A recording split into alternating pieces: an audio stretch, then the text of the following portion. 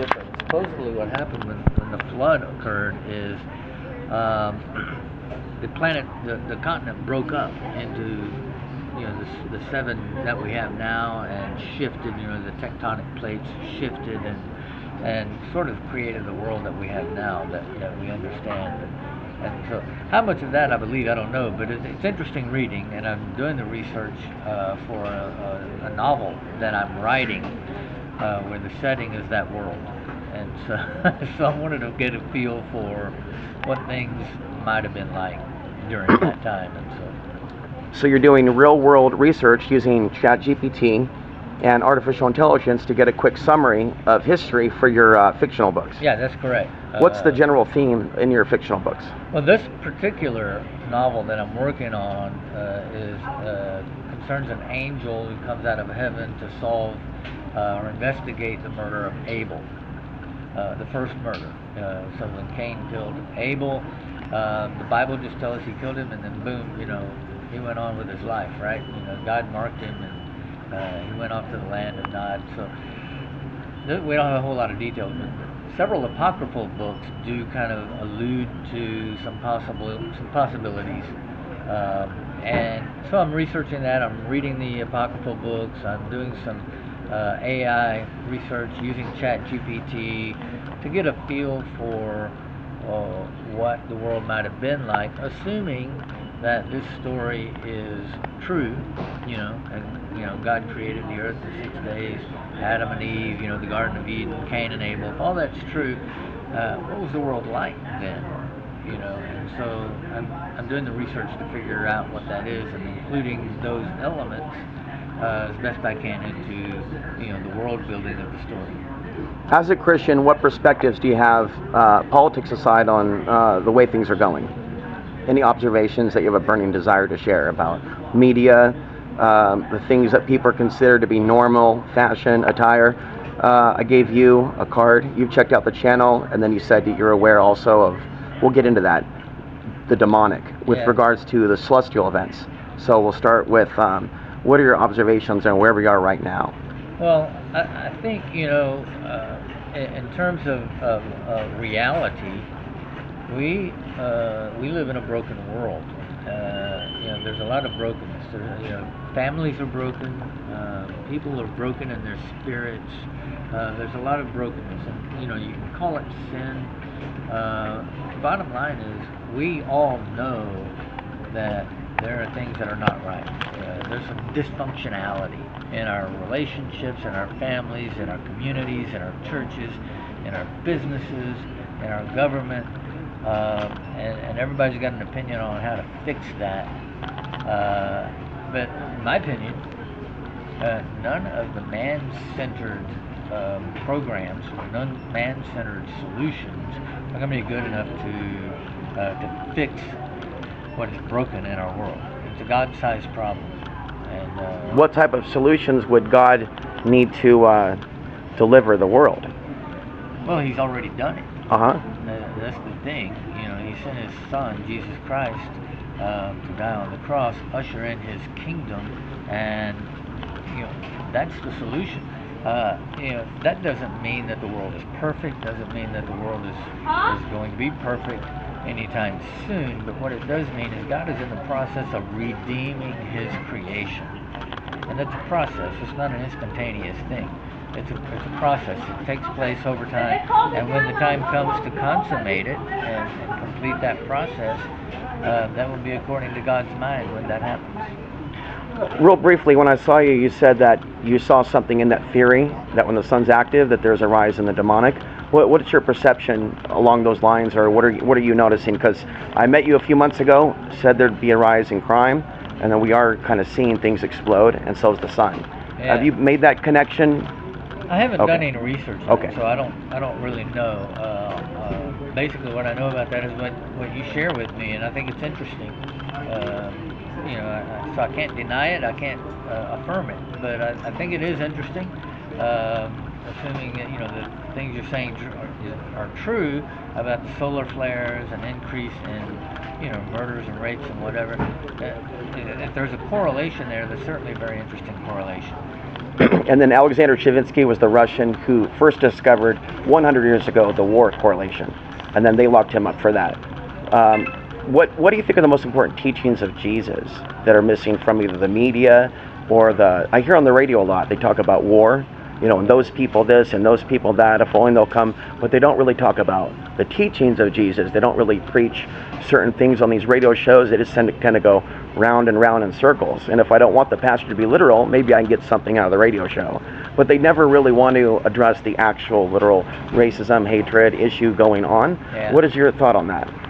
Well, the main point that Jesus taught, aside from, he is the king, the king of creation and his ushering in his kingdom, the main principles that he taught were love. Love your neighbor. Love your neighbor as yourself. Love God with everything you have. If we all put that into practice, a lot of the brokenness that we see around us would fix itself. I'm a huge believer in the law of reaping and sowing, and this is something that people don't talk about. I'm not sure even people who do talk about it really understand what it means. Typically, people think that you reap what you sow means, well, if I punch you in the face, then I'm going to get punched in the face. Well, that may be an application of it, but that's not necessarily what it means. We go back to the agricultural era. When you planted seeds, whatever seeds you planted, you planted apple seeds, you grew apple seeds. You grew apples. You didn't grow lemons. You didn't grow oranges. You didn't grow watermelons. If you planted apple seeds, you grew apples. So how does that apply in the spiritual world? How does that apply in our lives? So if you're a bitter person and you walk around always complaining and grumbling and lashing out in anger at everyone you see over this, over that, what are you going to get in return? You're just going to get bitterness in return. That doesn't necessarily mean that everybody you meet is going to be bitter toward you, but the bitterness in your heart produces more bitterness in your life. That's true. Mm-hmm. And it's just a never-ending cycle. So if you do that on the positive side, and you're a happy-go-lucky person, you treat people with respect and you're kind, then that's what you get back in return. What's your exchanges been with customers in the times you've been here? Is it asking similar questions to me, or is it mostly asking about the book and fiction? There is a lot of fiction out there. Yeah, great question. I do both fiction and nonfiction titles, and so I have probably an equal interest across the board. Mm-hmm. What I do is I try to find out what people like to read. Are you more into fiction? Are you more into nonfiction? What do you think? And I match them with the book. And so, if they're a Christian and they say, well, I only read the Bible, or I only point them toward my testimony. I am not the king.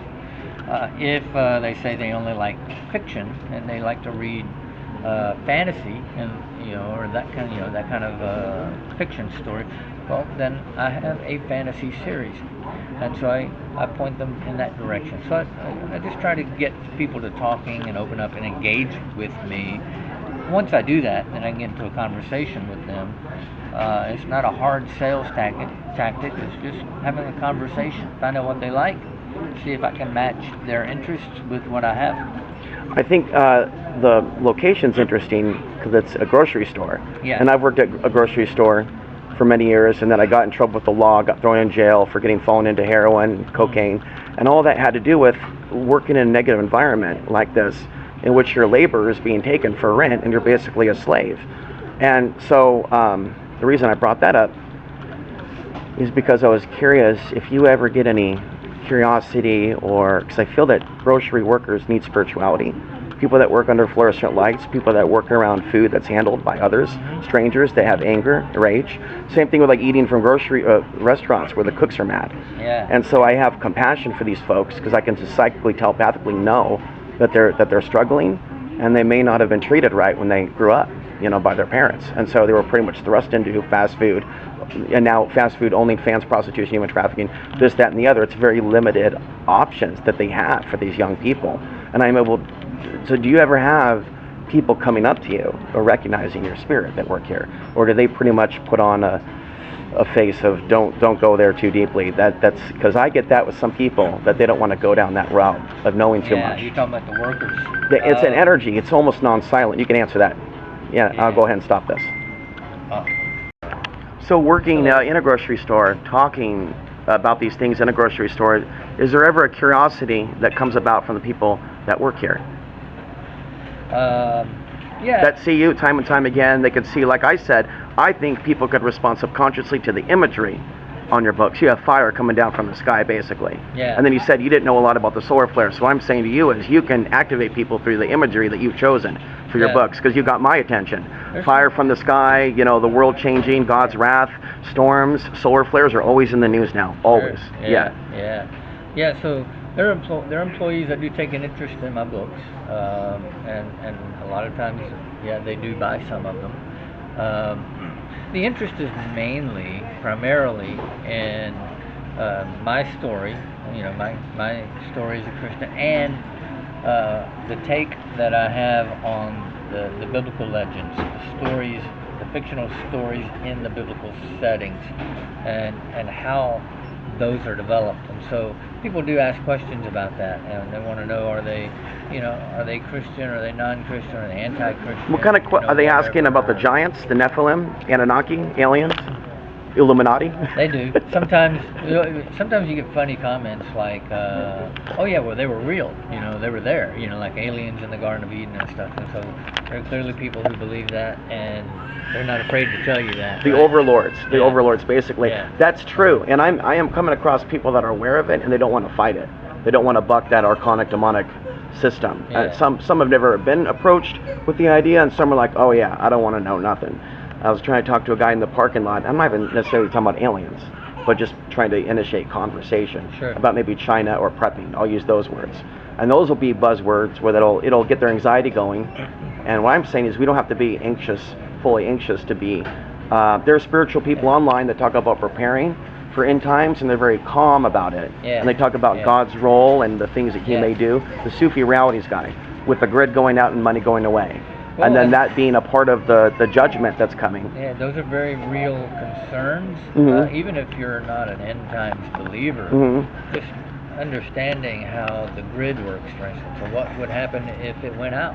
We've seen blackouts. In the whole Midwest area one year, a few years ago, the entire region had a blackout. So what do you do if you're? And then right now there's a hurricane down there with a few hundred dead, and then you have the rise in the looting, people cutting wires. This stuff is very predictable to see, and it's going to keep people getting shot at, utility workers. Infrastructure can fail or be damaged. Something can happen. So what do you do if something happens in your area where you live? How do you respond? So it's good to have a plan. It's good to have a plan for that. Yeah, I think we should all probably develop a plan for any type of major disaster that could occur in our neck of the woods. Take a little bit longer to talk about the most important things. Other people can get their information on that, but what I was thinking about is putting together like a basic for $1,000 for those of us that are poor. Ways to prep, because I've prepped many times and I've had to move away and I've had my stuff thrown away.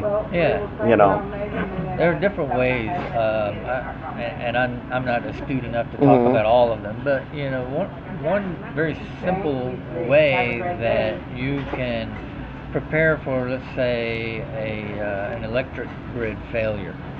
If you are out of power for an extended period of time, it's already been proven that solar power is a great alternative. And so just with a few solar panels and a battery pack, you can have an alternative energy source that will not fail you because it's natural. There's sunlight, and here in Texas especially, you're going to have a lot of sunlight. You may have a few extended days during rainy season where it's cloudy. But even then, solar panels still collect the solar energy, and the batteries still collect them and store them. So that's one way that you can prepare, and you don't have to do it all in one day. Just do a little research, find out how much capacity you can collect with 1 or 2 or 5 or 10 solar panels, and how much battery power you need to store the amount of solar energy that you need to collect to survive for, let's say, a week, and maybe you want to go longer. But that's just something very simple that you can start with. And of course, growing your own food. I mean, what happens if we're standing in a grocery store? There's a run on basic food items. So you can plant your own. You can grow your own livestock. While we were talking, the black man in line was making punching movements. Understand, these people don't like me. These people are not. I've been standing up for black people for a long time, and I've been punched and with attempts to knock me out, like for no reason, from total strangers. Yeah. I know I was born into a hell realm dimension to stand up for all these people of color in my own family, and to know that my white mother is racist, to know that my dad is racist, that his whole family is racist. I know this world is more racist than they will admit if my family is hateful. These people cannot look at themselves, them people hurting themselves, selling their own women. Look at the news now, lady, I'm psychic. Like, it's horrifying to wake up in a world where, as a short brown man, around these people, I have no value, because they're brainwashed by this media to like worshiping basketball players, Diddy, all this stuff, and they think God's going to protect. No, this is moving here has been the most worst thing that's ever happened to me. And amongst these people in this grocery store is the worst thing that's ever happened to me. And now I know the devil rules this city and rules this planet. If my own father doesn't even care, and he has earned blood money, we're adding this out. This is for them. Okay, now I know he can earn $200,000 a year, $100,000 a year, and be a foreigner, and people can hate Muslims. But if you like evil, you will do good in this world. You won't have anybody trying to punch you out. You try to serve God and stand up against human trafficking, you won't have any friends. I mean, this world is cruel. They don't like the Muslims, but the Muslims going up the banana boat here hate freedom, hate fighting. So I'm sorry. I'm living here. Jesus, I've asked Jesus just to help me. Help me. I go to the mall and I'm surrounded by evil. I try to find martial arts partners at the gym to hold the focus pads. Yeah. And so much of martial arts now is evil and boxing. And to try to get spiritual fighters together that got the knockout punch, it's very difficult. Christian men need to know how to fight without shooting a guy. That's been my message on the internet, is that Christian men are way too into the guns. Yeah, spiritual warfare is a real thing. So, but also, the weapons of our warfare are not flesh and blood. So, I don't look at people as my enemies. I'm resetting this. I'm resetting this. Continue. You don't look at people as your... I don't look at people as my enemies. I don't look at people groups as my enemy. Because there are spiritual forces at work that we can't see. And it's going on all around us. We should be aware of that and know that the demon forces, the evil forces that are at work in our lives and in our communities and all around us have already been defeated at the cross. And it's not something that we can look forward to in the future. It's a reality right now. And to me, that's a great comfort. So Jesus said, "No weapon formed against me shall prosper." Yeah. And so he said that because the deeper meaning of that, can people take that meaning and learn from it if they're going to follow on his path and be fearless against demonic forces? So what's that prayer go? God, grant me the serenity to, yea, though I walk through the valley of the shadow of death. Serenity prayer, shall fear no evil. Yeah. So I trust in the Lord to work out all things. That doesn't mean that I can't take action when I see evil, taking place. If I see violence in front of me, somebody raping somebody or somebody getting bullied. How would you counsel someone having a mental health crisis and drinking themselves to sleep after watching somebody knock someone out on YouTube? Like, how would you counsel someone who's losing their shit because they're taking too much information in, and they're seeing on YouTube all these older white women getting attacked by thugs, and because I can psychically predict it because I'm gifted and these people don't see it? Like, how would you calmly keep yourself together when you're sobbing and the people are ignoring you? Well, and not I'm drink, a- because yeah. drinking seems to be like you got to drink to stop the thinking to get to sleep, because Yeah, now drinking rarely solves problems. Right. So, I didn't drink last night, but last night I saw a video of a girl who was attacked by a group of 30, and it was and I watched it, reshared it, but it didn't go off. But I have a history now of going off on these videos. Yeah. Whether I'm, and you know, not everybody can handle that. They just need to see the news. And so how would someone be able to be a reporter and look at that without becoming PTSD from it? If you don't know the answer, that's fine. But I'm not a professional, so I'm not using all this. I don't think I can speak to that question. So it's prayer. We've been asked God or Jesus to take away the feelings of emotion, the anger. There are strong emotions, and people can have strong emotions, and yeah, I've experienced those in my life. But I have learned to take those and give them to the Lord. Mm-hmm. Yeah. Okay. Because another guy I watch online, he talks about the devil side, trying to get everybody angry, like even over like being very self-righteous, and just burning with anger. And then I can see how the devil can really infiltrate spiritual communities with that anger, to where they become very, and we're talking about all over the world, India, Middle East, here. Oh yeah, and he uses the economic systems to oppress people, and you know, the important thing is just being really aware of those things taking place around you, and not focus on so much on, well, those people are our enemies, you know, those people are causing this, we got to fix that. If you can affect that in some way, in a positive way, that's great. You know, there are evil organizations that work in our world that do oppress peoples and communities, and if you have a way to influence them in the positive, so that you can take off the weight of that oppression, that's a good thing. Not everybody's in that position, so what do? You remain in control and influence where you can, and how you can, where you're at. It just happens. Yeah, let's talk about the Bluetooth mind control. It is like the microchip. What I've been saying is it's like taking the chip, you put the Bluetooth in, and the frequency surrounds the head aura, and then weakens it to where it can be penetrated by the unseen realms. In Christianity, they're called demons. In Islam, they're called the jinn, and the Gnostics called them archons, and the East Indians called them asuras. Bunch of people that came before us can't be wrong.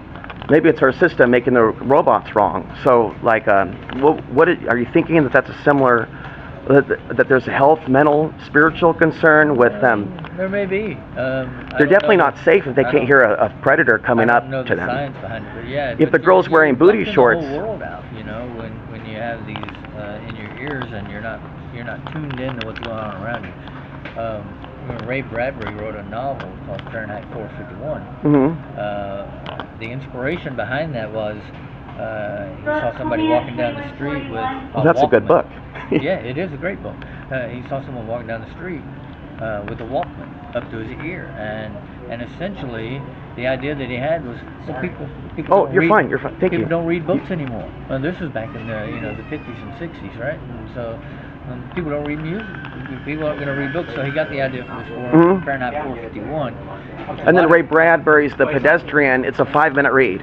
They teach that to fourth grade reading level. It's about a robot following a guy who's walking at night. Going, why aren't you inside watching the TV sets? And it was the 1950s. Great story. Yeah, and then So I'm gonna get ready to leave. But what is your commentary then on the difficulty? Because you're happily married, but for those of us, I've shared with you.